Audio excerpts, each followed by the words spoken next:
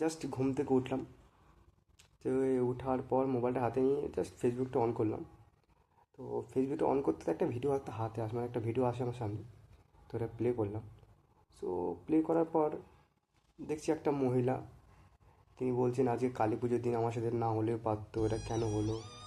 আজ আমার অনেক কিছু প্ল্যানিং ছিল যে পুজো ঘুরতে যাব, ঠাকুর দেখতে যাব।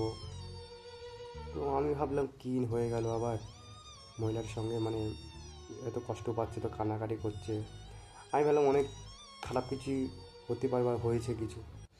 তো আমি ভাবে ইন্টারেস্টভাবে ভিডিওটা দেখছি, যে আমি জানতে চাইছি মানে কী হলো মহিলাটার সঙ্গে যে এতটা কষ্ট পাচ্ছে, এত কান্নাকাটি করছে। তো তিনি তারপর মহিলাটা বললো যে দেখুন আমার সাথে কী হয়েছে, যেটা না হলেও পারতো। তো যেটা দেখালো উনি, ওটা দেখার পর আমি তো জাস্ট অবাক। আমি কল্পনাও করতে পারি যে মহিলার সাথে এমনটা হয়েছে বা কেন হলো। তো উনি কালী পুজো ঘুরতে যাওয়ার জন্য যে জুতোটা কিনেছিল,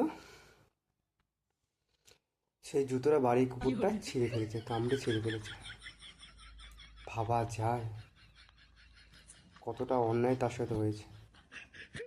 আর এদিকে আমি সকালবেলা ঘুম থেকে উঠে ব্রাশ করে বন্ধ করে তার ভিডিওটা একেবারে একেবারে মানে কি বলবো, পুরো সিরিয়াসভাবে দেখছি যে কী হলো, কী হলো ব্যাপারটা।